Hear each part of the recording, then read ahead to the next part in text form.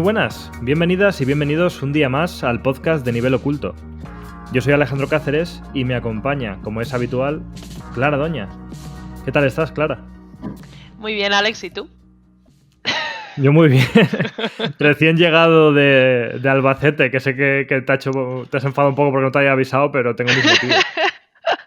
Aquí ideándolo, ¿eh? Estaba pensando, le he hecho yo la pota a Alex en directo, pero luego he pensado, no, hombre, no hay que ser mala en esta vida. Y dices tú que yo me enfado. Sí. Y cago en la leche. Pues sí, me he enfadado. Yo habría hecho lo mismo, ¿eh? O sea, bueno, no lo mismo, no habría hecho lo mismo que tú. Habría hecho lo que acabo de hacer. O sea, yo si hubiera sido tú te habría acusado en directo y ya está. Ya, no eso pasa es nada, cierto, Clara. eso es cierto. Sí, pero o sea, bueno, sabes que yo te pongo trampas siempre y te hago la vida imposible, así que... Ya. A la próxima será. Ya sabes que estoy cerquita, así que a la próxima, por favor, avisadme, por favor. Por supuesto. Va a haber más, ¿eh? Yo la Feria de Albacete la tengo que ver. Eso es algo importante, así que habrá otras ocasiones, vamos. Interesante, además, que acabas de decir un poco... Joder, ahora voy a tirar bifa al pobre Javi Román, que ni siquiera está en este podcast. Pero interesante que digas eso, porque tú estuviste en Albacete con Javi Román. Y la última vez que yo hablé con Javi Román fue en la Feria de Albacete del año pasado, que él estaba por allí y le dije que dónde estaba. Y estuvimos hablando hasta que llegó un punto en que Javi Román desapareció de la faz de la Tierra. Así que imagino que sigue vivo, porque tú has estado con él este fin de semana y imagino que lo que pasó en la Feria de Albacete es que Javier Román acabaría volcado por algún lado y cortó toda comunicación. Pero me hace gracia pensar en la coincidencia, ¿no? Sí, las cosas que pasan en Albacete se quedan en Albacete. Yo solo digo que me dieron una especie de vaso de chupito de vino dulce raro con una cosa extraña que hacen ahí y el resto ya es historia. Pero bueno, esto igual me voy a tirar aquí un triple, creo que no me equivoco, pero como el cerebro me da 2000 por hora, luego la cago. Hablando de sitios para los que ir a ferias que están guay, nos acompañan dos personas desde un sitio muy guay de España, en el que habéis estado recientemente haciendo algo y yo no fui, que es Málaga. Y desde Málaga, o cerca de Málaga, porque creo que Chema todavía no está ahí, nos acompañan Ángel y Chema de Under the Bed Games. ¿Qué tal estáis? Hola, buena. Muy bien. Aquí estamos, sí, cerca de Málaga. Cerca de Málaga, ¿no? O cerquita ya para estar allí. ¿Qué tal por allí en este evento tan famoso, el Guadalindi, que estuvisteis también, ¿no? Por allí hace poco. Pues la verdad es que ha sido una experiencia fantástica, porque la gente de la Málaga Jam son amigues y los queremos mucho y tenemos una relación muy especial con ellos, pero es que además se han marcado un evento absolutamente legendario, o sea, tan salvaje que me parece raro pensar en qué van a ser en la segunda edición. Totalmente, esto es como cuando piensas en Nintendo y ¿qué harán después del Mario Kart 8 y del Super Smash Bros? Es como no se puede hacer nada, es imposible, ya son juegos perfectos, ¿no? Pues igual, aquí se han marcado un evento perfecto.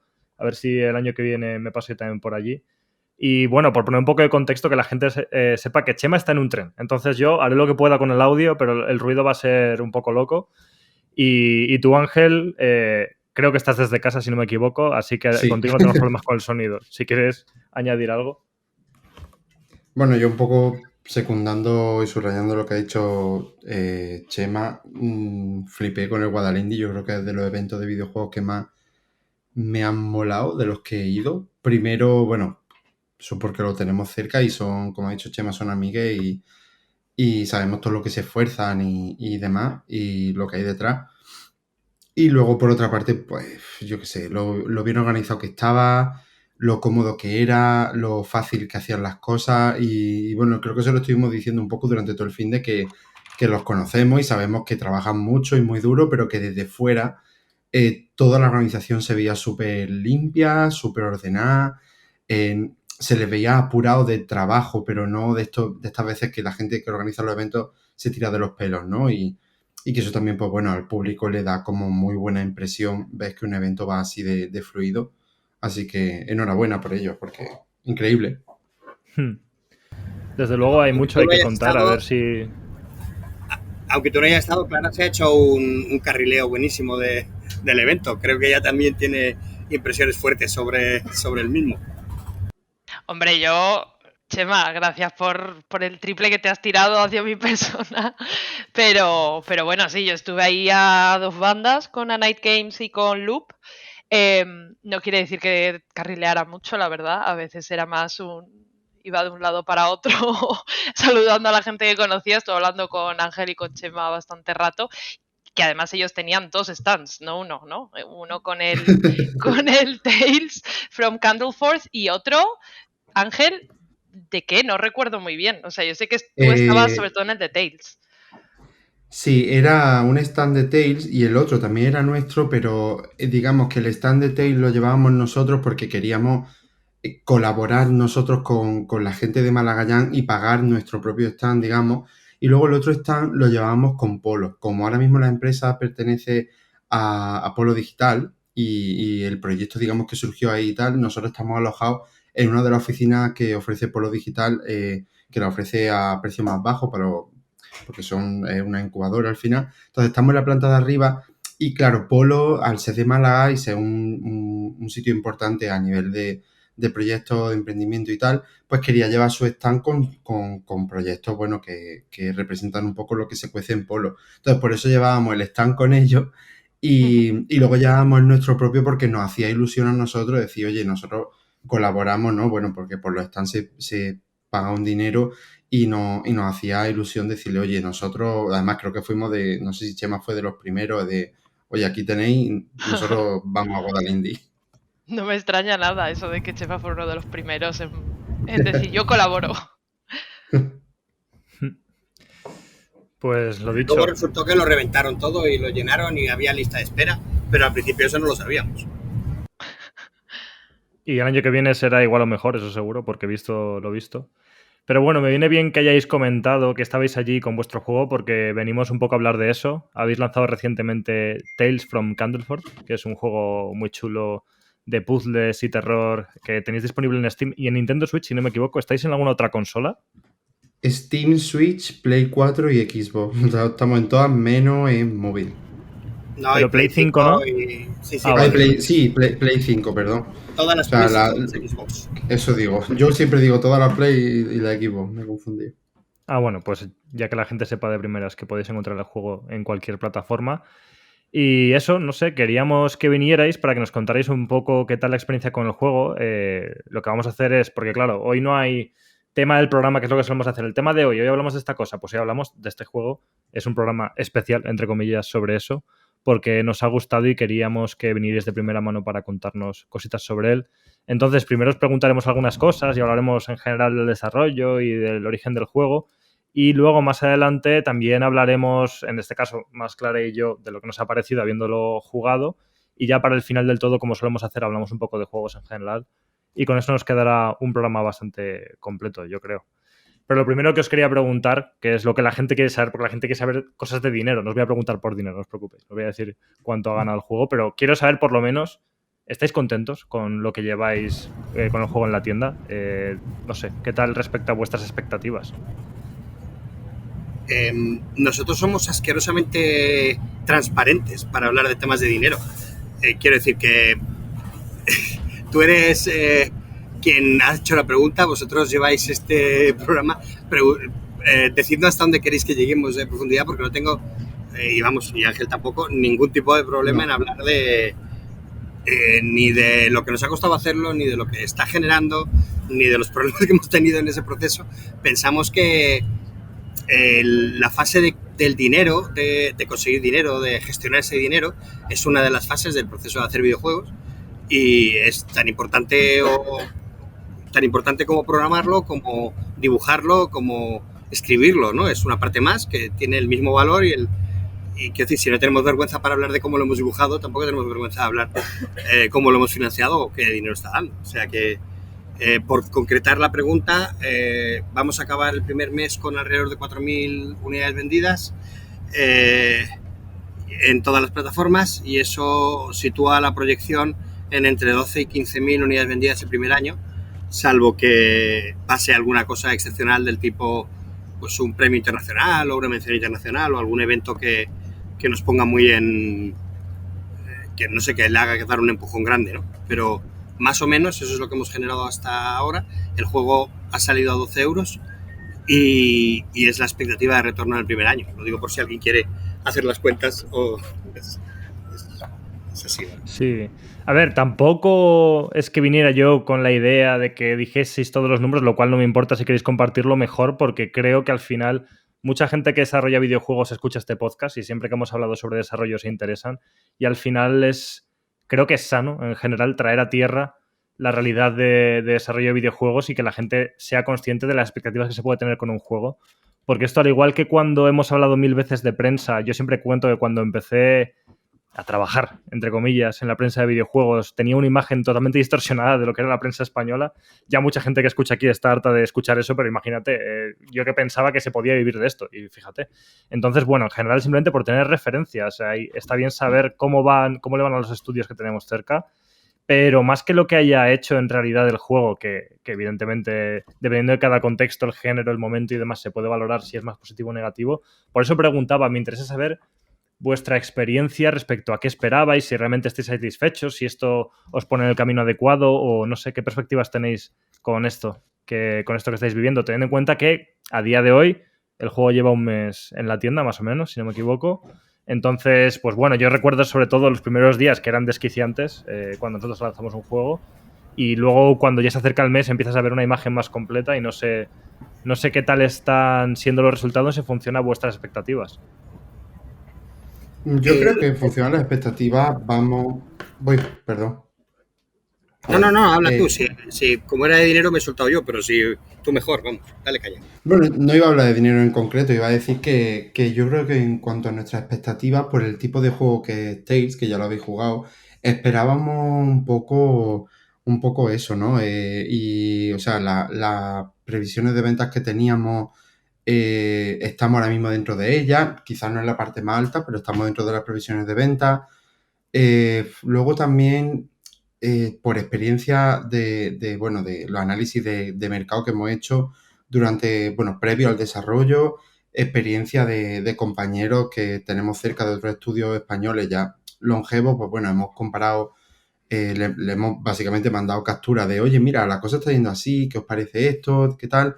Y al final lo que nos dice todo el mundo es lo mismo, que primero, estos juegos no son juegos de impacto, no son juegos que generen un impacto, digamos, en cuanto salen a la tienda, sino que son juegos que traen mucha cola, son ese juego narrativo de terror, son cosas que pasan mucho del boca a boca, ¿no? Y entonces eso pues también un poco nos coloca en un sitio de, vale, las ventas van a ocurrir o sea, tiene una cola mucho más larga, el juego tiene una vida mucho más larga. Y luego, por otro lado, a nivel de las primeras ventas, todo el mundo nos dice que para nuestro primer juego está más que bien, o sea, lo que estamos consiguiendo. Comparando con, bueno, pues esta gente imagino que los comparará con sus juegos que también son narrativos y bueno, lo han sacado un poco en las mismas condiciones que nosotros y tal. Entonces, yo, por ejemplo, personalmente estoy súper contento primero con lo que estamos haciendo a nivel de mercado, ¿no? Y de lo que estamos consiguiendo con eso. Y luego con el lanzamiento a nivel de, bueno, entre ellos vosotros, los arropados y los cubiertos que nos hemos sentido sobre todo a nivel nacional, hemos estado súper, súper...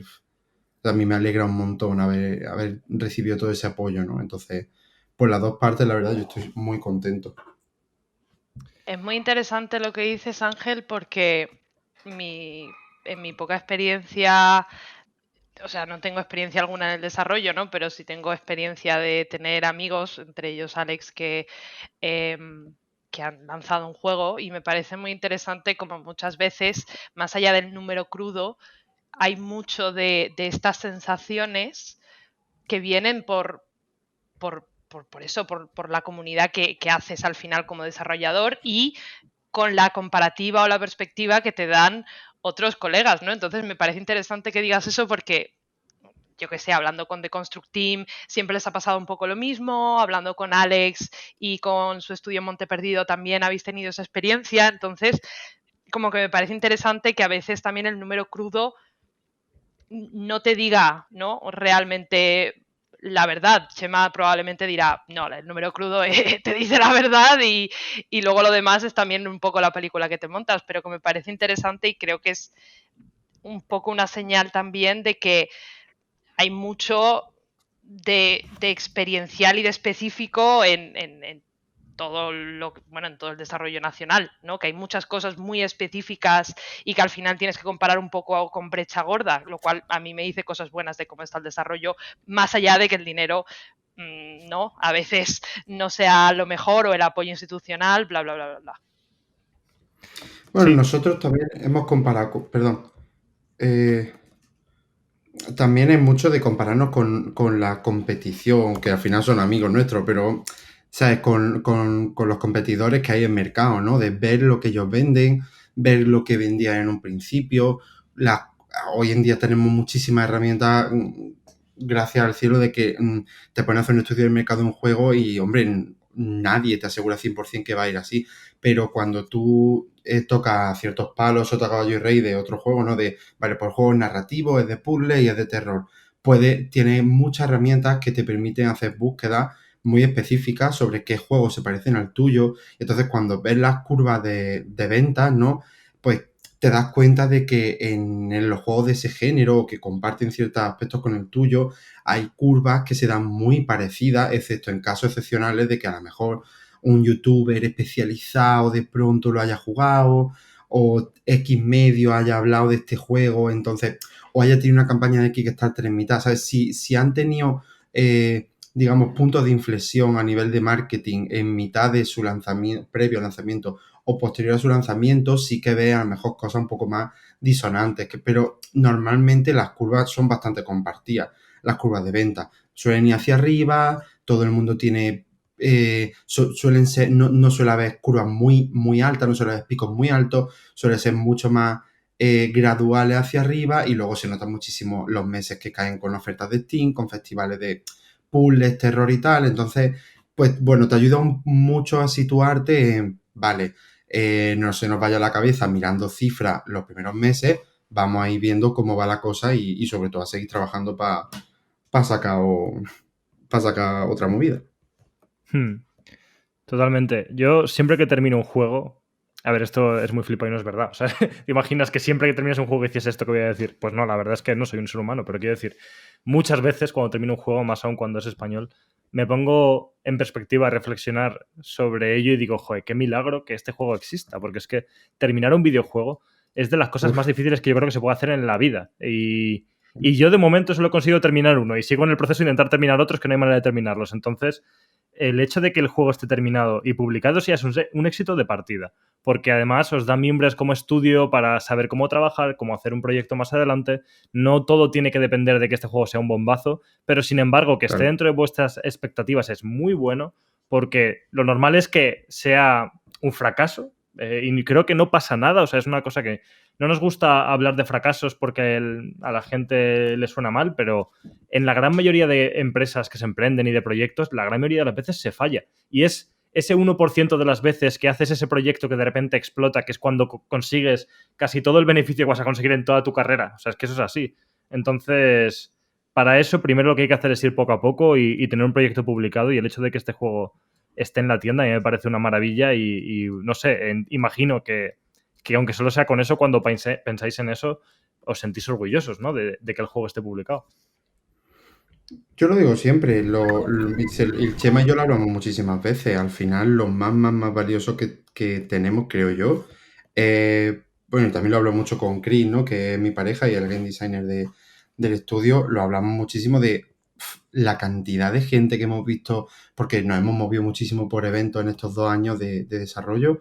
Ha sido 1 año y pico, pero el proyecto lleva vivo como 2 años y hemos estado en muchos eventos, la cantidad de gente que no ves de un evento a otro y no los ves en el siguiente y ya asumes o hablas con ellos. Oye, ¿qué ha pasado? No, es que el proyecto, es que ya no, porque no sé quién se salió, hubo tal problema.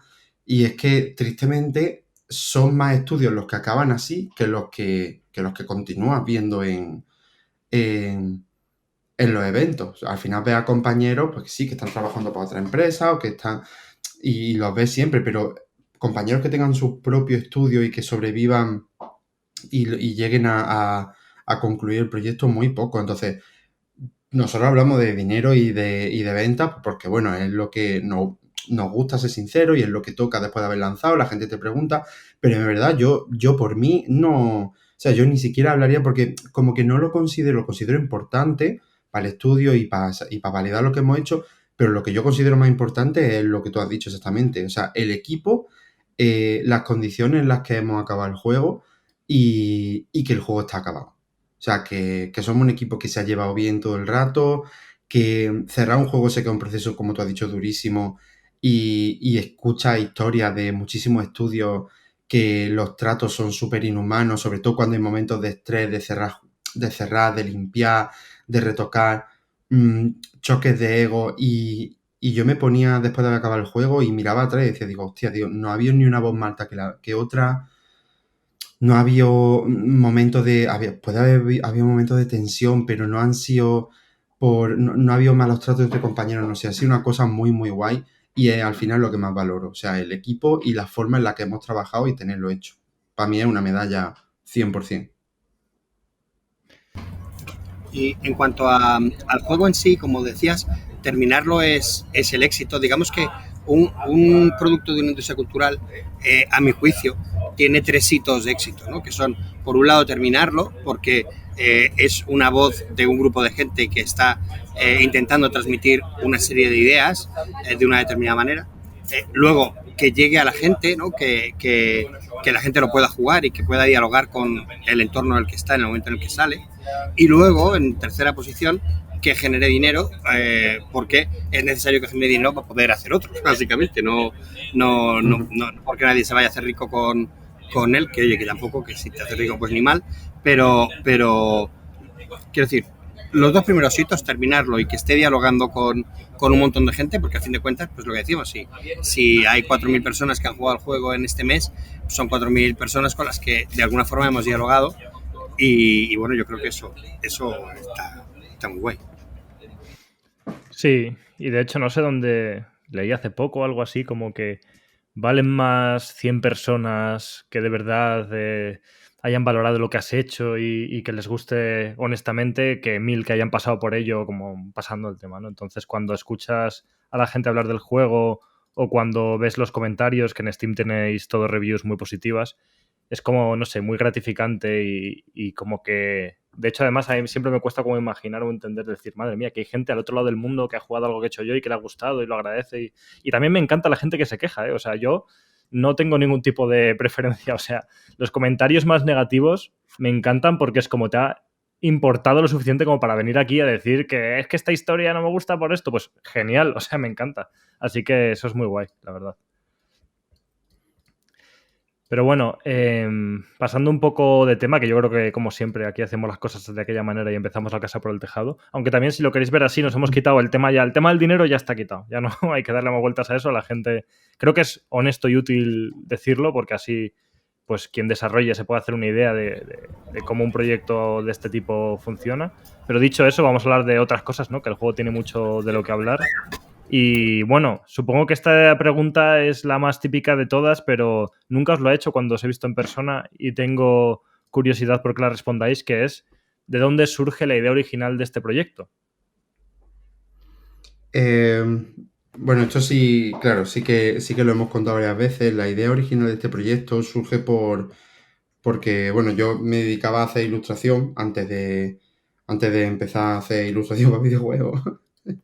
Y surge de un challenge de estos que hay de ilustración en octubre, en el que yo hago 6 imágenes, 6 dibujos, que bueno, pues hago 6 dibujos que se conectan entre sí y cuentan una pequeña historia. Entonces, claro, yo no tenía trabajo, yo andaba de trabajo precario en trabajo precario, cafetería, aeropuerto, etcétera, y quería hacer algo profesional a nivel de arte. Entonces yo he pasado varios años yendo a eventos a vender mis prints, que yo he hecho muchas prints de dibujos originales, tanto míos como de fanart, Hollow Knight y tal, que me obsesiona. Y una de las cosas que me propuse fue, vale, existe este proyecto de incubación en Polo Digital, voy a entrar ahí y voy a hacer un proyecto editorial. Entonces, justamente coincidió que leí en un artículo que básicamente los autores estaban migrando fuera porque aquí en España, por el mundo editorial, ya sabemos cómo se las gasta. Y entre ellos hablaban del tipo de Black Sad, ¿no? Del autor de Black Sad, que bueno, que su trabajo pues fuera como que se lo firmaron enseguida y se lo reconocieron mucho y aquí nadie daba o no daban 2 duros por él. Creo que era el caso, no estoy 100% seguro, pero creo que lo mencionaban. Entonces dije, vale, pues a ver si puede ser que haga algo que no es editorial. No estaba muy seguro. Me pusieron como mentor en este incubador a Luis Oliván de Fictiorama y entonces él básicamente me dijo que bueno, que si iba a hacer algo editorial, pues tampoco él sabía de producir juegos, no sabía del mundo editorial, pero que aprendíamos juntos. Y entonces ya, como los videojuegos me habían acompañado toda la vida y nunca me lo había planteado profesionalmente, también porque yo creo que, aunque me faltaban por saber muchas cosas, era un poco consciente de que hacer un videojuego iba a ser una movida enorme de la que yo no sabía ni la mitad. Aún así, luego descubrí que era mucho más crudo de lo que yo pensaba, ¿no? Pero pues dije, vale, y me uní con Luis y Luis me echó a andar básicamente y ahí empezó Tales. Ahí fue directamente donde empecé a desarrollar el juego ya, básicamente. ¿Tú quieres añadir algo? Claro, que digo, es que como yo con carrerilla no te dejo hablar, no dejo de decir nada. No, o sea, me parece muy interesante porque al final me parece un camino un poco loco, ¿no? O sea, como decir, voy a ir hacia la editorial, pero luego darte cuenta, o sea, claro, darte cuenta de lo que es la industria editorial, que es horrible, para entrar en una industria que la industria de por sí es horrible también, ¿no? Pero claro, imagino que también en este punto del camino, ¿no? Llega un momento en el que también formasteis el equipo que al final es no lo que te ha acompañado, que si hubieras entrado en otro equipo, pues igual no estaríamos aquí ahora hablando contigo, Ángel, porque la verdad es que lo que has dicho antes de la producción del juego, ¿no? Del hecho de que el juego exista y que se haya producido como se ha producido a mí eso me parece milagroso, ¿no? No solo que el juego haya salido, como siempre dice Alex, sino que se haya producido en unas condiciones que no han sido de, pues eso, de tensión, de egos, ¿no? Que yo al final he hablado bastante con Chema y entiendo, ¿no? Cómo trabajáis. Bueno, tengo contacto con el equipo en general, entiendo cómo trabajáis y me parece que desde luego sois un caso de éxito. Es que ya solamente por eso, es que me parece, vaya, o sea, creo que deberíais empezar a hacer consultorías también. A ver, si los estudios más grandes y con problemas de esto quisieran pagar a alguien para que les asesorara, desde luego tendrían que pagaros a vosotros, porque es una locura. Entonces, nada, me parece muy interesante como tu camino, Ángel, porque no lo conocía específicamente. Sí, y bueno, en relación a esto que comentabas sobre el paso de lo editorial al videojuego, yo tengo curiosidad como desarrollador de qué cosas buenas y malas tiene esto de llevar otra disciplina. Sí, o sea, al final el videojuego incorpora todas las disciplinas existentes, ¿no? Es lo que siempre decimos, el arte final, estas cosas, ¿no? Porque si es en 3D, pues mezcla escultura con pintura de las texturas, con programación, con escritura de guión, con música, todo, ¿no? Pero en concreto, ¿cómo viviste tú, Ángel, el trasladar tu arte a algo que tuviera que ser más jugable? Supongo que tendría cosas buenas y cosas malas. Sí, bueno, fue un paso porque realmente, a ver, el arte que yo hacía previo, yo empecé a encontrar un poco mi voz a nivel de ilustración en el portamina y papel Canson de acuarela, básicamente, porque me gustaba mucho como esa mezcla de textura que tiene el papel de acuarela con el portamina, porque yo nunca usaba acuarela. Me gustaba como mucho y tal, y empecé a encontrar un poco mi voz en el blanco y negro. Entonces me pasé un poco al digital y lo que hacía era escanear los dibujos a lápiz y los coloreaba a digital. Me costó como otro año y pico encontrar mi voz en el color digital, porque no se me da nada bien, ahora se me da mejor, no se me daba nada bien el color y fue raro. Entonces, cuando ya estaba, obviamente no soy maestro de nada, ¿no? Pero cuando ya me encontraba a gusto en un sitio en el que el arte funcionaba sin tener que moverse, claro, de pronto pasé a un sitio en el que el arte tenía que moverse o al menos tenía que tener más vida de la que tiene que tener en un papel. Entonces fue raro al principio, Luego ya empecé, pues bueno, a entender los entresijos del arte 2D para videojuegos y durante yo ahora, o sea, yo empecé a dibujar en 2017, empecé Tales en 2021, no, perdón, sí, finales de 2021 creo que fue cuando empecé a trabajar en el proyecto, en plan a darle forma y tal, y yo considero que desde 2017 a 2021, que van como 4 años, lo que he crecido solo haciendo Tales a nivel de artista es como el triple de lo que me dio tiempo a crecer en esos 4 años. Porque, bueno, porque no paraba yo de emitir cosas que se ponían a funcionar en el momento y se instavalidaban. Entonces se veía si funcionaba, si no funcionaba, y todo lo que no funcionaba tenía que volver a mi mano o a la mano de cualquier, o sea, de la otra chica, de Laura, que es la otra ilustradora, y bueno, pues analizar, ves qué era lo que no estaba encajando, lo que no funcionaba, y luego aparte aprendió muchísimas cosas a nivel de iluminación, a nivel a nivel de animación. También en Tales hay varias partes que están animadas por mí mano a mano 2D, entonces, o sea, frame a frame 2D, entonces he aprendido muchísimo de eso. Y luego aparte estos pequeños truquillos que te obliga, digamos, al menos a mi parecer el videojuego te obliga, a mí me ha obligado a esta animación frame a frame. Es un ejemplo de cosas que te pide el videojuego para sentirse vivo, para que no parezca que tiene un folio delante, porque al final yo sabía que haciendo un point and click todo iba a ser muy estático, entonces yo estaba buscando todo el rato trucos y detallitos que no fuesen un poco acciones palanca, ¿no? Que con muy poco esfuerzo tuviésemos una recompensa muy grande. Entonces estaba buscando todo el rato cositas pequeñas que añadir para que el juego se sintiese vivo y no eso, no una cosa súper estática. Así que he aprendido mucho, pero un cambio pues considerable. Hombre, me parece una locura, la verdad. ¿Y qué te iba a preguntar? O sea, bueno, tengo dos preguntas. Obviamente la primera es ¿de dónde o cuáles son las influencias en tu estilo? Más allá de las que obviamente la gente dice de Tim Burton, ¿no? Y como un poco el folk. No sé si tienes alguna otra más. ¿Y qué te gustaría aprender en el futuro?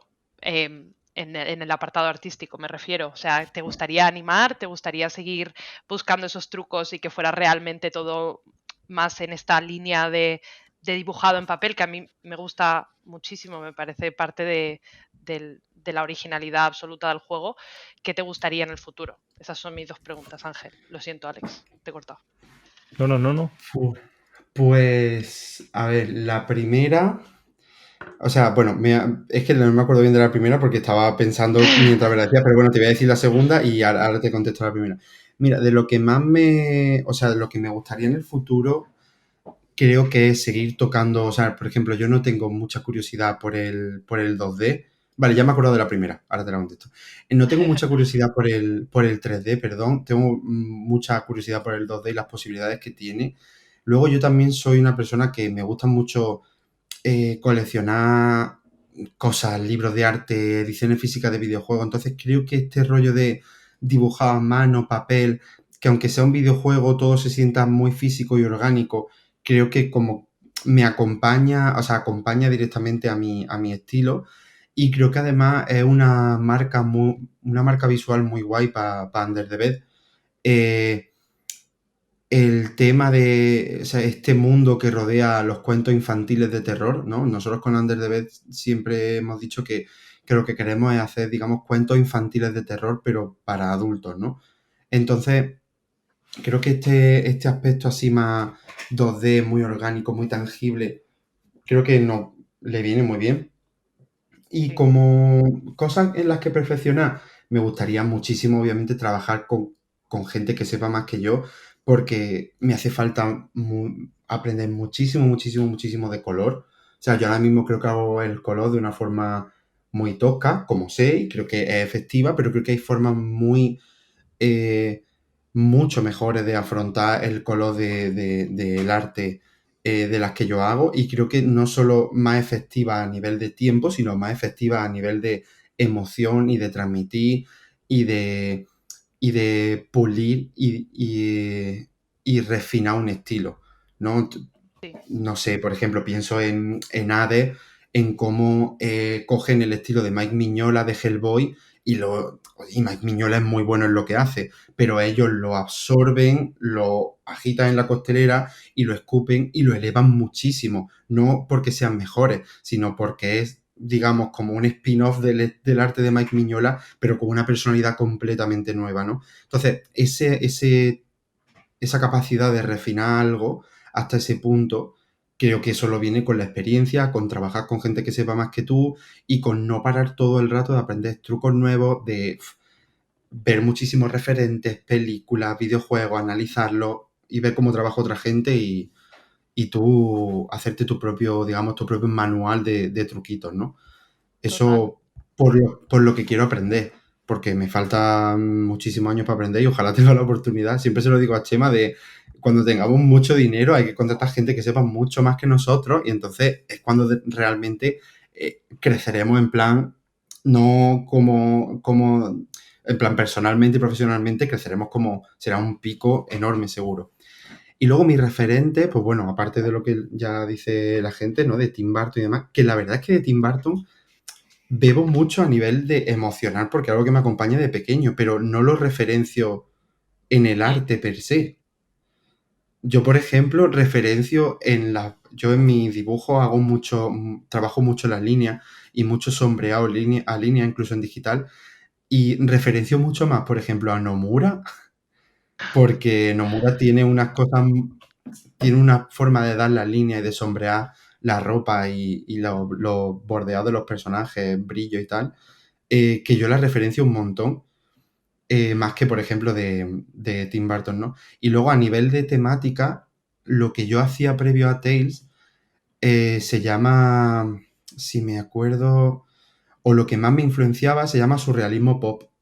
Hay varios artistas que se dedican a hacer esto, entre ellos Matt Raiden, que es básicamente, bueno, está considerado creo que el padre del surrealismo pop.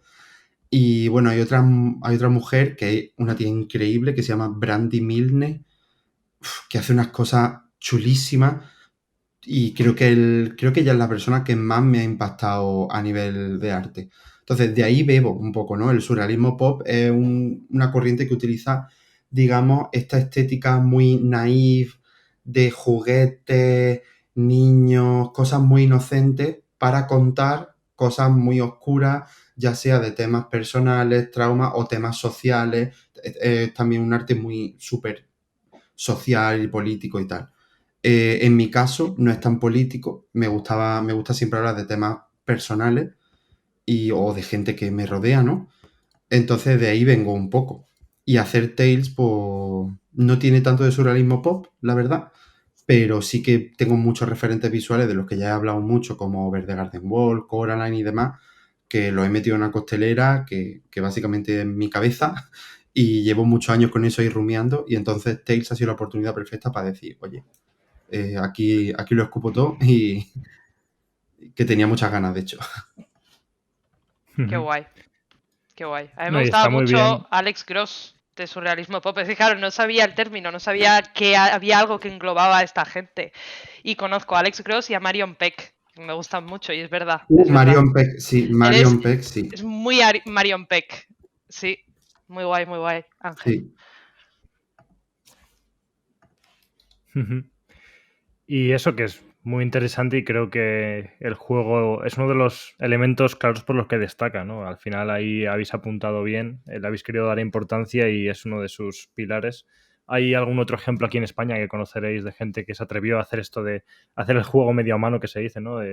Como la gente de TQ Studios. Pero bueno, creo que es una apuesta muy interesante y que se puede explorar mucho más porque es lo de siempre. A veces nos cuesta pensar fuera de la caja que se dice y en realidad ese tipo de estética se puede aplicar a 1000 géneros, a 1000 tipos de juego y hay mucho todavía que avanzar. También incluso a juegos en 3D pero que a su vez los sprites sean en 2D, ¿no? Que hay cosas que se hacen aunque no parezca. Entonces creo que tenéis mucho recorrido y mucho futuro aprovechando esta estética. Y quería también, ya que nos habéis comentado un poco referentes más visuales, que Chema nos contase también algo sobre referentes jugables, sobre qué juegos, aparte de los que intuimos, ¿no? Cosas como los juegos de Rusty Lake y demás, ¿qué juegos teníais en la mente cuando desarrollasteis este? Bueno, en realidad el peso en la idea de desarrollo de juegos corrió más a cargo de Cristian sobre todo y de Ángel también, pero sobre todo de Cristian, que es el enfermito de los puzzles. Chris, perdona, no te lo digo desde el amor. Pero el peso recayó mayoritariamente sobre él. Mi labor a nivel artístico se centró más en la parte de intentar darle un contexto narrativo que fuera interesante para todos. O sea, yo personalmente, evidentemente, jugué mucho Rusty Lake y jugué mucho juego de puzzles de muchos tipos porque me interesaba ver cómo... O sea, a nosotros nos interesaba mucho el tema de que fuera un juego de puzzles, pero que los puzzles contaran historia. De hecho, es algo de lo que nos sentimos bastante contentos porque hemos intentado hacer eso, que ir quitando narrativa convencional y ir cambiándola por puzzles. En gran medida gracias otra vez al talento de Chris, pero la idea era eso. Entonces, para eso teníamos que jugar a los juegos de puzzles que todos tenemos en la cabeza, no sé, sobre todo Rusty Lake, por supuesto, pero también a los hits del tema para ver a cómo iban. Pero el que tiene eso más fino es Chris y por defecto Ángel, porque bueno, es su territorio desde hace un montón de tiempo. Yo creo que lo que más nos ha inspirado a la hora de hacer Tales, bueno, tenemos ahí, siempre lo mencionamos, un par de juegos, bueno, un juego español que es Insomnis, que a mí la verdad es que cuando lo jugué me gustó mucho, creo que era el primer trabajo del estudio, no me acuerdo cómo se llaman ahora, creo que el director del juego se llama... Es que no quiero decir... ¿Es el de Path Games? ¿Puede ser el juego? Sí, creo que es Path Games y creo que él se llama... Puede llamarse Sergio. Es que he hablado un par de veces con él, pero no... Pero vaya, el juego nos gustó muchísimo y creo que jugándolo tenía unos puzzles muy... Creo que tenía unos puzzles muy guay, eran ligeros, no eran pesados, te dejaban disfrutar de la historia. Creo que nos moló mucho. Luego, a nivel, bueno, más internacional, como ha dicho Chema, el Rusty Lake fue una de nuestras influencias más fuertes. Luego hubo también había muchos puzzles que se han desarrollado de una forma muy curiosa, de la que siempre también hablamos, porque hay muchos puzzles que lo hemos desarrollado desde el arte. Entonces, han salido cosas curiosas porque cuando a lo mejor a mí me gustaba algo a nivel visual, yo decía, oye, quiero que este elemento del juego esté dentro. O sea, quiero que este elemento esté dentro del juego. Y que posiblemente, o sea, dentro de lo posible, sea un puzzle. Entonces, claro, Chris tenía que romperse la cabeza para convertir estos caprichos que tenía yo, digamos, visuales en puzzle. Y eso en algunos momentos ha sido un poco más quebradero de cabeza, pero luego creo que también ha dado lugar a puzzles muy chulos que, aunque se ve muy bien cuál es la base del puzzle, porque nosotros obviamente en ningún momento hemos inventado nada nuevo, todo tiene una base de juegos y puzzles que ya existen y están hechos, creo que le da como un aire distinto a ese mismo puzzle, a lo mejor un aire más fresco, o quizá se ha como deformado un poco el puzzle que ya había y luce un poquito más nuevo. Y aparte, como ha dicho Chema, ha ayudado un montón en el proceso de contar la historia a través de esos puzzles, ¿no? De hacer los puzzles más narrativos, porque los propios puzzles jugables a nivel visual tienen muchos detalles o tienen inscripciones o la propia acción que tú estás haciendo itera en las cosas sobre las que nosotros queremos hablar en el juego.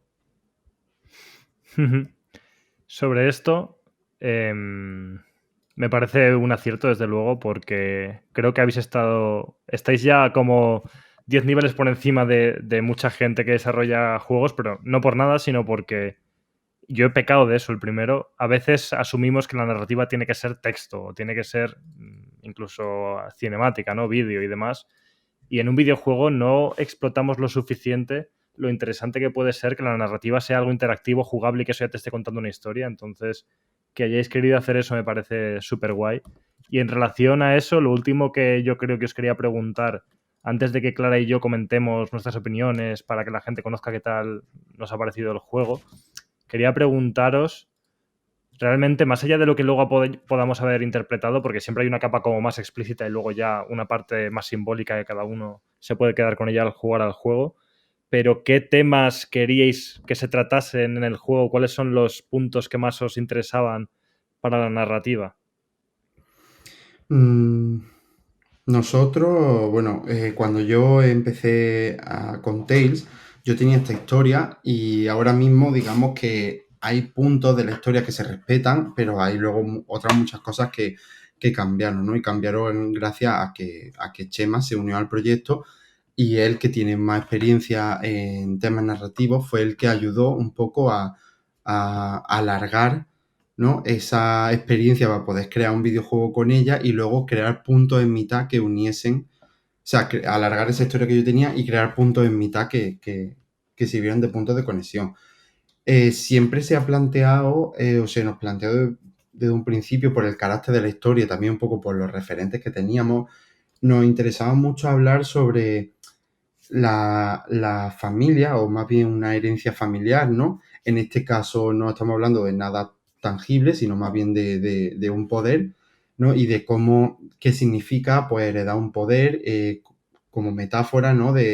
Pues, de heredar un papel en una familia o un puesto o lo que sea, ¿no? Entonces, ¿qué papel jugamos nosotros como miembros de nuestra familia en nuestra propia familia, ¿no? ¿Qué pieza del ajedrez somos? Eso nos interesaba mucho hablar y iteramos muchas veces sobre eso en el juego. Luego también hablar pues de un poco el folk horror, trata muchos temas de naturaleza, la importancia de la conexión de los personajes con el medio que los rodea, ¿no? Y un poco que Chema también siempre... Bueno, estoy hablando por ti, Chema. Lo estoy hablando un poco porque como está en el tren, no sé si... Si es que lo dices muy bien, si es que todo habla muy bonito. Tú no te preocupes. Que siempre habla Chema mucho del pensamiento mágico, que es algo que tiene él en su repertorio de frases que utiliza, ¿no? De cómo un proceso de iniciación en la vida de una persona puede hacer que como ya pasa en el pensamiento mágico, tu percepción de la realidad cambie, depende del conocimiento que tú tienes. Entonces, en Sara, nuestra protagonista, pues un poco pasa eso, ¿no? Cosas que antes para ella eran cotidianas, de pronto se convierten no en sí, bueno, ganan como extrañeza, ¿no? Y ella va investigando y va navegando esa nueva parte del mundo que ella antes pues no podía ver porque no tenía algo que es una pieza de conocimiento que le hacía falta, ¿no? Y creo que serán un poco las cosas, en resumen. Sí, creo que el tema es que, o sea, la protagonista recibe una herencia familiar que recibimos todos. En este caso es una obra de ficción y es una obra de horror y por lo tanto eso es un poder, pero todos recibimos una serie de aprendizajes de nuestra familia y a partir del momento en que los adquirimos vemos el mundo a través de esos ojos, ¿no? De los ojos de los que nos han educado y de los ojos de la formación que nos han dado. Y ese mundo pues se va revelando ante nosotros de una forma distinta a como era. En realidad es un coming of age un poco salvaje, por un lado, y luego nos apetecía también hablar de cómo solo, o una persona sola, no se puede enfrentar al entorno, no se puede enfrentar a todo, ¿no? Si entendemos los distintos planos que hay en el juego como distintas realidades o como algo que va consumiendo la realidad, llámalo capitalismo, llámalo como quieras, solo no puedes enfrentarte a ello, aunque creas que sí, porque has tenido una formación que te ha hecho pensar que sí, ¿no? Bueno, qué decir, pero por ahí van los tiros. Sí, la verdad es que está muy bien porque ya digo, todo esto ayuda a crear en mi cabeza una imagen más completa de lo que ya había vivido en el juego y de las ideas que me había creado y es muy guay, es muy interesante los temas que comentáis. Por pasar un poco a hablar de eso precisamente, de qué opiniones tenemos sobre este juego, si quieres empezar tú, Clara. Aquí yo diría que no nos cortemos en nada. Me gustaría, ya que voy tan de chulo, me gustaría tener más cosas malas que decir, ya os adelanto que no van a ser muchas, Pero digo que hablemos sin tapujos, aunque estéis aquí, para que no parezca que no queremos decir cosas solo porque estáis. Y para eso insto a hablar mal del juego y lo primero que hago es decirle, Clara, empieza tú. Ya, Ya que No, pero lo digo para que se entienda, sobre todo, que queremos que sintáis vosotros y que sientan las oyentes que vamos a hacer un análisis como lo hacemos siempre, no solo porque estéis aquí presentes y creemos que a lo mejor tenéis algo que comentar, alguna de las impresiones que nos hayamos llevado. Pero bueno, lo dicho, Clara, si quieres empezar tú sobre también, cositas que... Y por apuntar una cosa de eso, pensad que nosotros somos seguidores vuestros desde hace mucho tiempo, que somos seguidores en todas cosas porque nos gusta cómo plantean los juegos, entonces necesitamos de verdad ese análisis sincero, porque es lo que nos va a ayudar a crecer. Claro. Es que vengamos aquí y nos digáis qué bonito todo y luego no lo sea, no nos hace crecer, así que dadle caña sin piedad.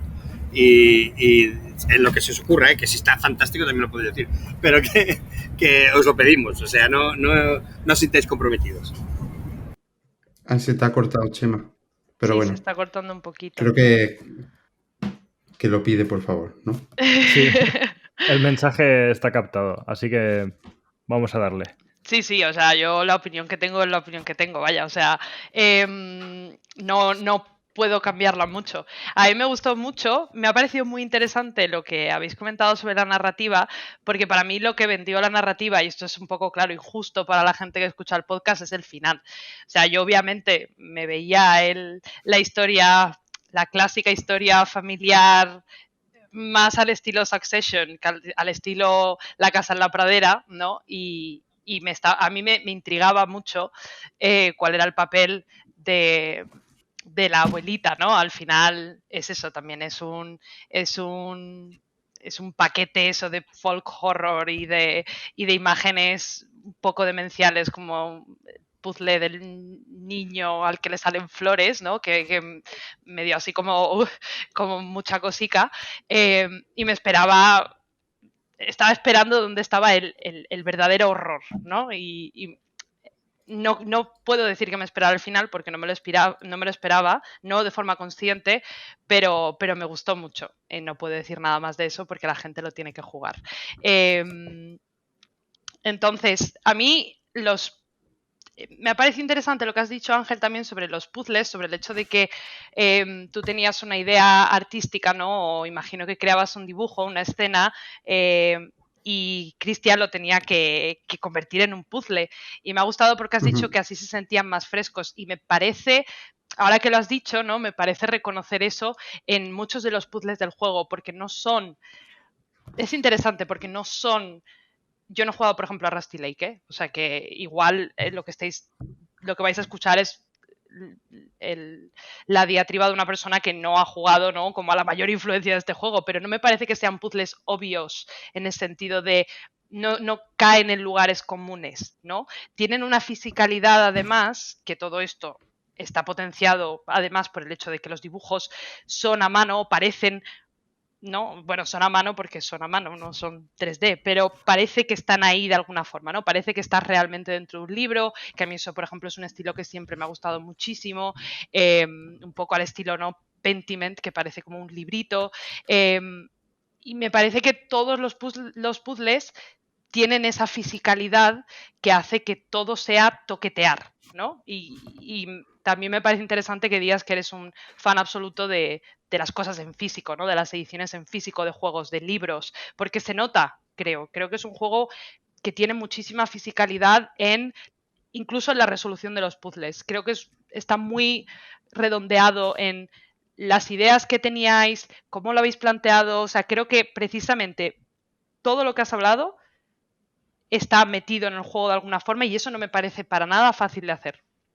Me parece muy difícil que tus intereses o tus ideas sean no te iba a decir tan fácilmente exportables, pero que a los demás nos parezcan tan fácilmente exportables, aunque obviamente eso haya llevado una cantidad de tiempo de reflexión y de pensar en cómo representamos esta pasión, por ejemplo, tuya por lo físico, ¿no? O por dibujar eso con acuarela o por el trazo, y me parece que todo eso está ahí de una forma muy interesante. Yo sí que creo que se podría, obviamente es que hay mucho de la crítica que que yo caigo en el lugar de se podría, ¿no? Y se podría, pues claro, se podría crear un cohete e irnos todos a la luna, pero no es el caso, ¿no? Pero sí que creo que he echado de menos más fisicalidad aún. No creo que sea desde el punto de vista del... O sea, yo creo que la fisicalidad está en el juego, pero quizás lo que falta es la animación de la fisicalidad, ¿no? Del coger, del tocar, de que si muevo algo haya una manita que mueva eso. Me refiero, creo que son peticiones un poco absurdas, obviamente, pero sí que me hubiera parecido que hubiera aumentado un poco mi game feel con el juego, ¿no? Como esa absorción absoluta del personaje de sentirme Sara, porque obviamente yo como mujer y apasionada también de las historias como de magia y de brujitas y de cosas así, yo estaba metidísima dentro del personaje, además con una conexión con su abuela, bueno, era yo. Me hubiera gustado un poco más de fisicalidad. Y a pesar de que los puzzles hay muchísimos, porque hay muchísimos, yo al final es que no quiero tampoco desvelar escenas que estén más hacia el final, pero hay un momento en el que básicamente tienes a dos personajes y tienes como que ir entrando en sus cuerpos y tienes que mirar a uno y mirar al otro. Hay muchísimos. En ese momento dije, Dios mío, todo es un puzzle. Yo soy un puzzle, ¿no? Como lo de la tarta. Son todos súper accesibles. Me refiero, nadie te explica. O sea, que esto creo que también es una cosa a valorar muchísimo del juego. Hay muchísimos puzzles, son muy diversos en lo que proponen y en sus soluciones y en cómo se interactúa con ellos, no solamente en la idea, sino cómo interactúo yo con este puzzle, también desde el punto de vista de la fisicalidad, pero son todos muy accesibles. Todos entiendes muy rápido qué tienes que hacer. Y si no lo entiendes, el ensayo y error es muy rápido también. Me refiero, si fallas, vuelves a empezar de una forma muy rápida, lo cual ayuda muchísimo a que no digas, Dios mío, no puedo con esto, ¿no? Es simplemente, vale, lo intento, vale, sale mal, rapidísimamente el puzzle se reinicia, que no es algo que tampoco pase mucho. Muchas veces en juegos de puzzles o hay una animación que meten que es un poco tediosa o no fallas hasta el final del puzzle o cuando ya lo has resuelto todo supuestamente y al final resulta que tu ecuación estaba mal y la X no está resuelta, ¿no? Y me gusta mucho de Tales from Candleforth que el fallo es muy rápido. Entonces es un juego que no te deja tampoco irte por las ramas, no te quieres ir del juego porque dices, bueno, voy a intentarlo otra vez, venga, voy a intentarlo otra vez. Y eso me parece muy difícil también de conseguir. Pero sí que es verdad que a mí los puzzles se me han hecho fáciles. Accesibles, sí, pero fáciles también. Y no es porque yo sea un cerebrito, creo. Creo que es que o los he pillado muy rápido. He pillado muy rápido cuáles eran los tonos de los puzzles. Creo que está bonito porque, por ejemplo, a mí me acuerdo mucho del puzzle de la orquídea, esta cantante de ópera, que era precioso. Y una vez, o sea, como que la dificultad que puede ser buscada en ese puzzle al principio era como, ¿qué tengo que hacer? Pero una vez que sabía qué tenía que hacer, bueno, es que eso realmente no era un puzzle, era como más, ¿no? Una escena, ir, ¿no? Cambiando las cosas y como que te quería contar esa historia, que era increíble y la música, no sé de dónde la habéis sacado, pero increíble. Creo que a veces ha sido más el caso de lo que decía hace un ratito, ¿no? De encontrar cuál es la mecánica de ese puzzle, que hay muchísimas, pero una vez que encontraba la mecánica ya la solución me venía más rápida. Y no tengo problema tampoco con eso. Simplemente es como un aviso a navegantes de es un juego que no es, no sé, Baba is You una vez que pasas del nivel 5, que se vuelve una cosa ya de que te arda el cerebro y te vuelvas loco. Hay algunos puzzles que sí que se me atragantaron más. Tampoco, obviamente, voy a decir que yo soy un as y que todo lo hice a la primera, porque no es así. Pero quizás también sea algo bueno. Quizás es precisamente por eso que decía de que el fallo y error es muy rápido, de que es un juego que te invita a volver a probar todo el rato. Quizás por eso tengo la sensación de que es más fácil de lo que realmente es. No es porque yo sea tan buena, sino porque el juego hace que perder sea muy fácil y volver a intentarlo sea muy fácil. No sé si queréis comentar algo de lo que ha hecho Clara por alusiones y ahora entro yo con lo mío. No, al revés, me ha parecido súper redondo. Yo sí que quiero comentar porque me parece, o sea, bueno, creo que has hecho varios puntos súper interesantes. Por ejemplo, cuando has dicho que los puzzles te parecen fáciles porque crees que has dado muy rápido con la tecla, es que esa es la clave. Nosotros lo experimentamos desde el punto de vista, o sea, lo experimentamos desde que sacamos la primera demo comercial, que fue la que se puso en Steam, la que se llevó hemos llevado a casi todos los eventos. Ahí fue cuando nos dimos cuenta, sin saberlo, porque al final somos novatos y estábamos aprendiendo, y muchas veces cuando eres novato haces las cosas y te salen bien, pero tampoco sabes muy bien la psicología que has aplicado, que nuestros puzzles estaban siendo mucho más de darte cuenta de cómo se resuelve que de resolverlo. Entonces, porque no había un tiempo fijo o el tiempo medio que la gente tardaba en jugar la demo era súper dispar, pero súper dispar. Te estoy hablando de gente que se jugaba la demo en 10 minutos y gente que tardaba 45. A veces 50 en un evento. Entonces yo decía, digo, ¿cómo puede ser? Claro, entonces fue cuando nos dimos cuenta de que es solo el primer clic. Una vez que hace el primer clic, una vez que está en el puzzle y el jugador hacía el primer clic, el resto del puzzle iba de corrido. Y eso me lleva a otra reflexión que también, y otra cosa que utilizamos para diseñar el resto del juego, que fue hablando con un par de personas del equipo de Blasphemous, con Enrique Cabeza y con Paco Abreu. Estábamos con ellos en Bilbao y estábamos hablando y enseñándoles la demo, ¿no? Entonces la estaban jugando y estaban ahí súper picados y tal, pero claro, nos estaban dando un poco sus impresiones, ¿no? Y nos dijeron algo que al menos a nosotros por el momento nos pareció muy útil, que es que teníamos muchas veces puzzles en los que darse cuenta de cuál era el gimmick, digamos, la mecánica del puzzle era una gestión, pero luego hacer el puzzle en sí era como una segunda gestión. Y entonces se podía hacer pesado. Y nos dieron como ese punto de vista muy bueno en el que nos dijeron una vez que el jugador sabe lo que tiene que hacer, obviamente no se lo va a poner fácil. Tú le metes cierta complejidad o le metes que tenga que hacer esa acción. Pero una vez que lo descubre, desde que lo descubre hasta que lo resuelve, todo lo que hay en mitad es una gestión. Ya no es pensar, ya no es investigar. Normalmente suele ser una gestión, porque tú ya sabes la mecánica, ya sabes cómo va. Entonces hemos intentado equilibrar esa parte media del puzzle en la que, por ejemplo, puzzles que tienen varias fases, ¿no? Esa parte media en la que la gente está durante 5 minutos haciendo un puzzle, vale, que lo de en medio no lo sientan como algo pesado y decir, porque a vosotros ha tenido que pasar de estar jugando a juegos que os presentan un puzzle los 10 primeros minutos y el mismo puzzle está al final, pero hiper complicado. Sí. Y tú dices, ¡guau! Y en ese momento te invade como una sensación casi de venga. Y claro, eso era lo que creo yo que queríamos evitar, ¿sabes?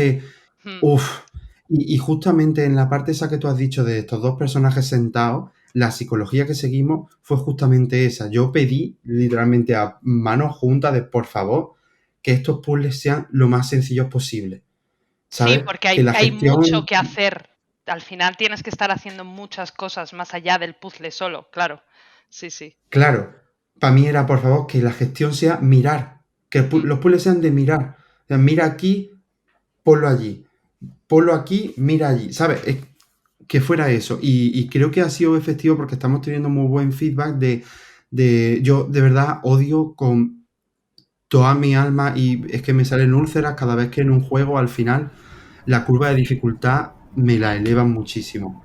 Entonces, que estamos teniendo muy buenas impresiones de la gente de joder, en la parte final, que es cuando ya quiero ver qué pasa, me lo habéis hecho fácil. Y es como, vale, era lo que queríamos. O sea, queríamos dejarte ver lo que hay detrás. Pero me parece muy guay como lo ha... Y luego hay una cuestión con ese puzzle que has comentado, por ejemplo, del principio del juego de la cantante de ópera. Podemos hablar un poco más de él porque está justo al principio y no spoileamos nada a nadie. Pero claro, nosotros queremos empezar a introducirte un mensaje que es: tus acciones tienen consecuencias, las consecuencias no son las que tú quieres que sean, y no, esto no va bien. Entonces, claro, la idea era que hicieras algo que tuviera consecuencias y que las consecuencias no fueran las que tú querías que fueran. Si te hago un puzzle demasiado complicado, a lo mejor pierdes esta idea. Y al final lo que nos importa es que te quedes con la idea. Jordi de Paco ha dicho muchas veces que una de las cosas de las que más se arrepienten de Ghost Will Be Watching es de que sea tan difícil, porque tiene una historia que les apetece que la gente entienda y comprenda y viva con ellos, pero claro, como mucha gente no llega al final porque el juego es condenadamente difícil, pues no pueden contar toda la historia. No queríamos que nos pasara eso. Total, no, sí, lo entiendo. O sea, me parece valioso en su accesibilidad, no estoy diciendo lo contrario. Simplemente que, claro, con la reflexión que tú has hecho, Ángel, me he dado cuenta de que hay dos tipos de juegos de puzzle. Es que yo no soy muy teórica de los puzzles, no he jugado muchos puzzles, pero está el puzzle que vosotros habéis implementado, que es el click, el darte cuenta de dónde está lo que tienes que hacer, y luego está el puzzle de resuelve, ¿no? Es que pienso y me imagino una ecuación en el instituto, ¿no? Que tienes que hacer como 30 líneas y al final, es que claro, en esos puzzles yo soy muy mala. Y ahí me hubiera quedado 4 horas para jugarme el juego, porque es resuelve yo la soy malísimo ecuación. en esto, ¿eh? Claro, Sí. y al final algo en algún momento la he liado y ahora vete tú a saber dónde la he liado. Entonces, si realmente me paro y planteo esta dicotomía o esta dualidad de los juegos de puzzle aquí un poco pocha que acabo de hacer, sin duda prefiero los vuestros, porque lo otro lo hubiera dejado 100%. Sí. De todas formas, lo que tú has dicho me parece súper interesante y yo quiero decir, es súper válido porque además yo sé que, o sea, y somos conscientes de que los puzzles para algunas personas, y esa misma reflexión que tú has hecho, hay muchísima gente que nos la devuelve, ¿no? De súper fácil. Claro, pero luego viene alguien y te dice, hiper complicado, estuve en este puzzle 40 minutos. Entonces, claro, Cristian, desde o sea, porque yo esto lo sufro, pero un poco desde la distancia, lo sufro como director, pero él que piensa los puzzles, de hecho, ayer hablamos por la noche justamente de este tema. O sea, tiene un cacao mental, porque al final está como Jack Skeleton cuando mira la bola de nieve y dice, ¿qué quiere decir? ¿Sabes? Está pensando ¿Qué quiere en el la siguiente gente? como diciendo, ¿qué hago? ¿Qué hago? Porque hay gente que está súper contenta con que le dé los puzzles, le dé una nota y la nota te dé la pista para lo que, o sea, nota A, puzzle A, nota B, puzzle B, pero luego hay gente que le encanta estar ahí todo el rato escarbando, entonces está el pobre ahí ahora mismo en un momento de reflexión de, vale, los siguientes puzzles que tengo que hacer, ¿cómo tienen que ser? ¿Cómo los tengo que medir? Y al final lo que yo le dije fue de, aprende, o sea, tómate las cosas que te diga la gente con un grano de sal y aprende que tú tienes que hacer tu movida y empezar con los años y con la experiencia, pues a ir gradándola un poco. Creo que lo suyo es gradar la dificultad, identificar los puntos en los que la gente quizás se siente no perdida, porque no es necesariamente malo, quizás frustrada, pero por el resto de cosas sigue haciéndola igual. Y por cierto, antes sonreía cuando tú decías lo del puzzle este de la ópera, porque tú misma has derivado justamente en lo que nosotros queríamos, que tú misma lo has dicho, era una escena. Claro, Sí. eso no se siente como un puzzle, tú misma lo has dicho, es una escena jugable. O sea, que me gusta mucho esa reflexión que has hecho se traslada, ¿no? Que al final lo importante es el mensaje. Lo que está jugando ahí no es Bueno, tan sí que hay importante. algo un poco de puzzle, porque yo tardé un poco en darme cuenta que tenía que hacer yo, que mover yo como el atrezzo, ¿no? Vale. El escenario. O sea que sí, es una escena jugable, pero me parece que está bien integrada dentro de la temática o de la mecánica del juego, que son los puzzles. Lo mismo, ¿no? Es un clic muy sutil, pero es un clic que tienes que hacer de, hostia, yo aquí, espérate, que yo tengo que hacer algo, que no tengo que quedarme empanadísima mirando a la orquídea cantarina, ¿no? Sí. Yo respecto a esto que comentáis de los puzzles, voy a empezar por ahí antes de comentar el resto de cosas porque es que empatizo un montón, porque nosotros el primer juego que hicimos también tenía puzzles. Y además lo digo así, tenía puzzles. No lo considero un juego de puzzles, pero claro, esto siempre es muy difícil. Cómo transmitir que es un juego, cómo venderlo a un público, que entiendan bien tu intención, que a la vez no se confundan cuando van a comprarlo y tengan claro qué esperar del juego. Porque eso, los videojuegos son muy complejos y los juegos de puzzles pueden ser de muchos tipos. Como decís, siempre va a haber gente que esté contenta y que le parezca una dificultad adecuada y gente que se queje de que es muy fácil y gente que se queje de que es muy difícil. Es que es algo complicado de medir Y además a nosotros nos pasó, es que me hace gracia, lo comento, no es porque quiera hablar de lo nuestro, pero que justo tuvimos la misma intención, la misma, hacia el final del juego de decir, queremos que esta historia explote, no vamos a poner ahora más complicación, y de hecho metimos un nivel que era una especie de nivel anti-puzzle, que era simplemente vas a recoger tus cosas porque acabas de tener como una discusión que te ha dejado mal emocionalmente y entonces eso se refleja en tu entorno. Es como cuando para sanar necesitas recoger tu habitación y que esté limpia, ¿no?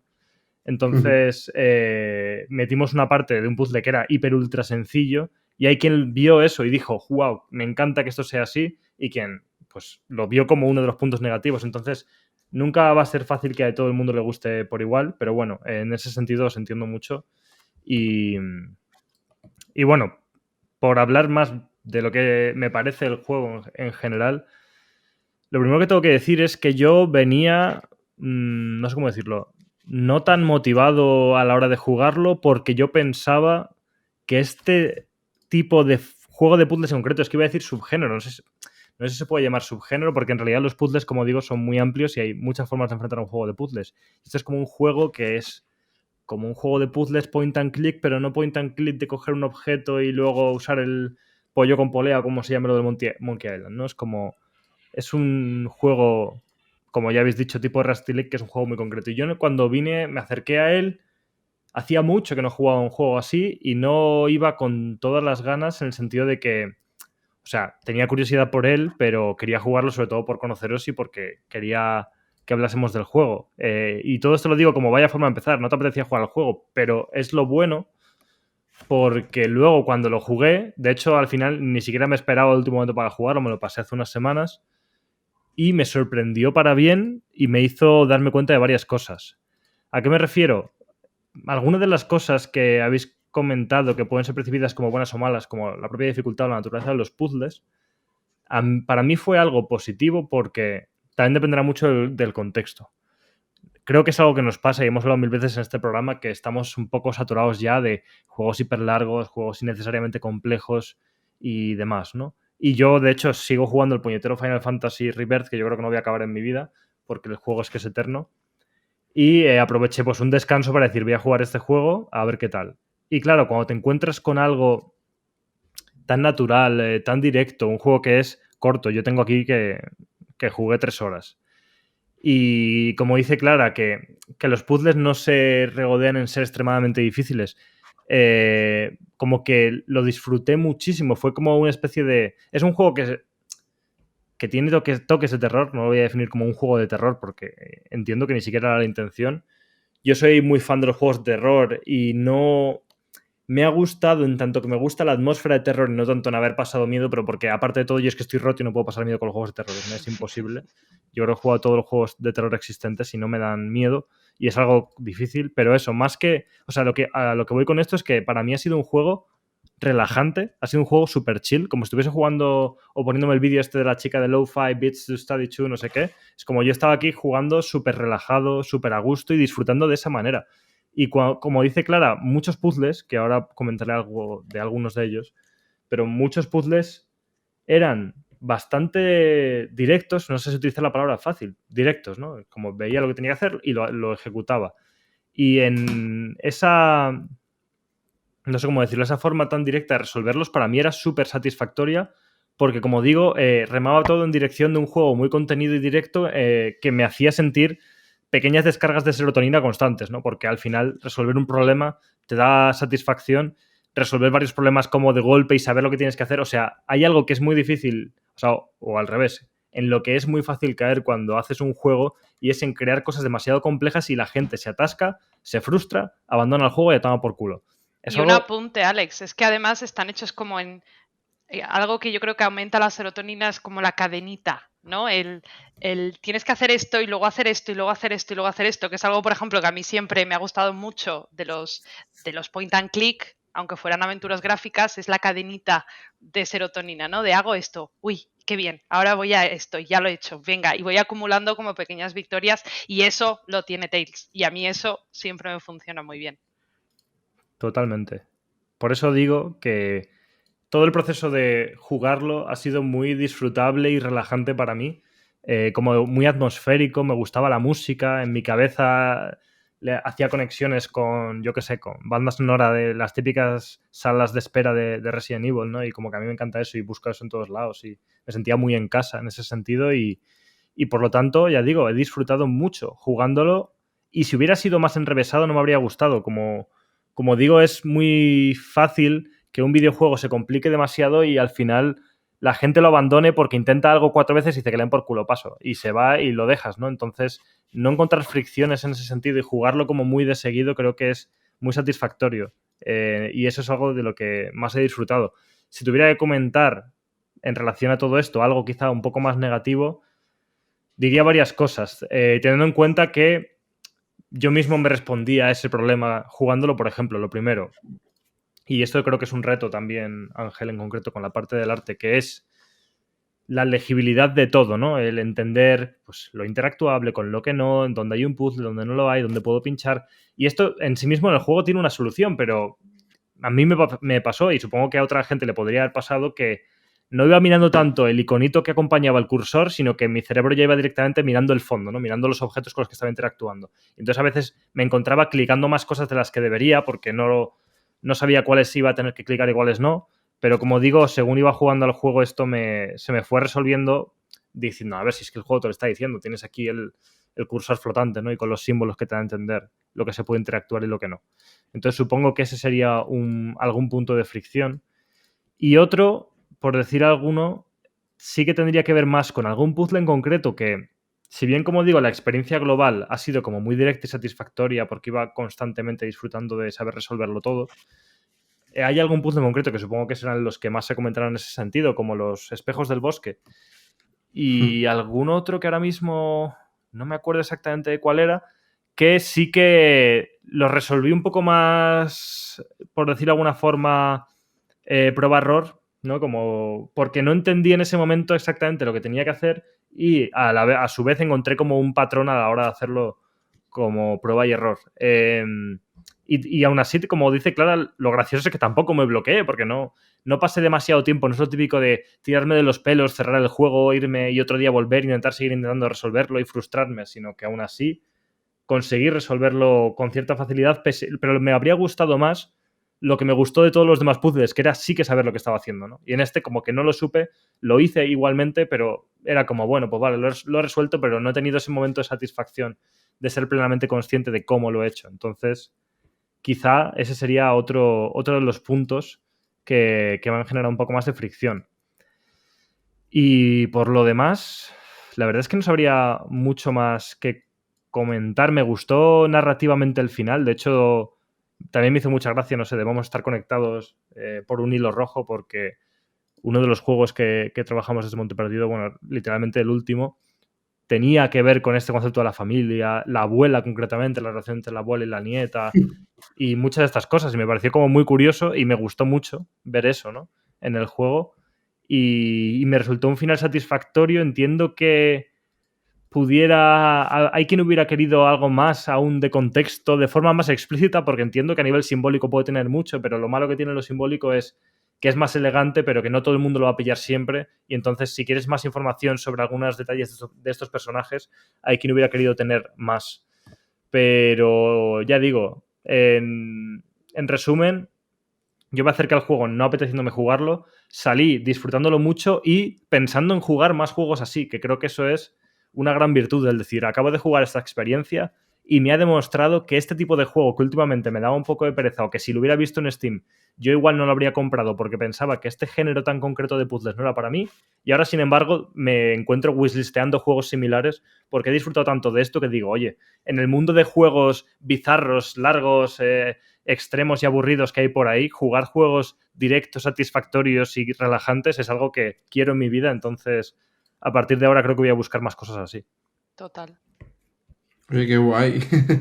¡Qué chulazo! Qué chulo. ¡Cómo mola! Y no sé, ¿qué más contaros? No sé, que enhorabuena de verdad, porque, joder, disfruté yo al ver los créditos y leer vuestros nombres y decir, ole vosotros, que esto es algo... Es un momento muy difícil llegar a él y creo que lo habéis hecho con mucho nivel Y estoy esperando ver qué es lo siguiente, porque seguro que también lo comentaremos aquí cuando os paséis la próxima vez. Nosotros también estamos deseando ver lo que es lo siguiente. Sí. Esa es otra, sí, a ver qué leche se hace después. Estamos en ello. Estamos frotándonos las manos como las moscas, o un poco así. Que parece que están planeando. Así andamos en el estudio. Muchas gracias. Qué guay. A ver, yo creo que estamos en un momento para dejar el programa. Pretendíamos ahora entrar a hablar de juegos que hemos jugado. Lo haremos, claro, no te preocupes, porque tenemos por delante un nivel extra y otro programa. Así que aprovecha para jugar a más Dwarf Fortress y así no tienes la obligación de jugar algo nuevo. Oye, pero que juego... No me fastidies. Que sé que has jugado jugado. un montón de cosas nuevas. Que lo sé, sí lo sé, pero digo, así tú sientes que te liberas de la presión de que luego habrá un programa de nivel oculto y si quisieras, que no digo que sea lo que vas a hacer, podrías pasar el resto del mes jugando al Dwarf Fortress. Y eso también tiene que ser satisfactorio.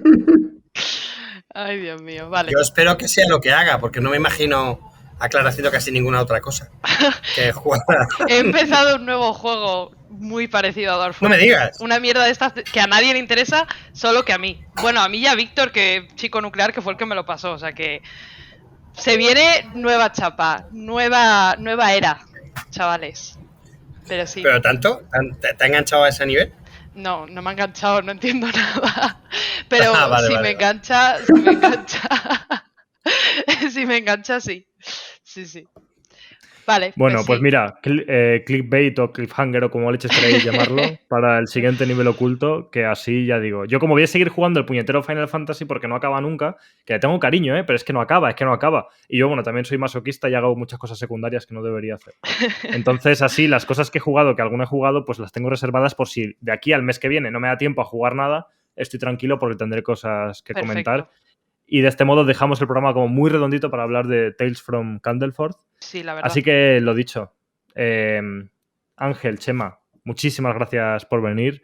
Felicidades de verdad por haber sacado esto adelante. Es un logro que te cagas. Yo tengo aquí la página de Steam abierta al lado y estoy como sonriendo de verlo, de decir esto está publicado, esto está hecho, está ahí. Eso es una maravilla.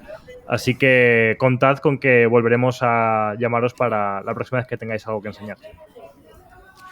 Muchas gracias por invitarnos. Yo la verdad es que estoy súper a gusto. Me han gustado muchísimo las preguntas. Me ha gustado muchísimo escucharos reflexionar del juego en directo. Y sobre todo poder conversar sobre ello. Y me ha gustado un montón. Muchas gracias. Es que es muy emocionante porque además os admiramos un montón. Vuestra forma de analizar los juegos y de hablar de esto ha influido mucho en todos, pero especialmente en mí, hablo por mí más que por nadie, por no poner palabras en bocas de otros, pero entonces, yo qué sé, compartir este momento con vosotros es como muy emocionante, ¿no? Es decir, en pandemia estaba escuchándoos hablar de juegos, ¿sabes? Y ahora unos años después, pues estoy hablando con vosotros de nuestro juego. No sé, es como muy bonito. Muchas gracias por todo. Bueno, nos alegramos mucho de poder ser parte de eso y nos hace súper felices. Y nada, pues lo dicho, no vamos a enrollarnos más, que estamos acabando de una forma muy bonita. Y vamos a recordar lo de siempre, dinero, apuntaos a patreon.com/niveloculto, porque allí tendréis un programa muy especial que hacemos una vez al mes, el nivel extra, en el que hablamos de juegos muy raros, más raros que este, para que veáis. Este es un juego mainstream comparado con lo que Mariela nos trae al nivel extra. Pero mainstream que te cagas. Entonces, eso, ya sabéis, patreon.com/niveloculto para ayudarnos y permitirnos seguir haciendo este contenido, y nos escuchamos el mes que viene. Abajo el capitalismo.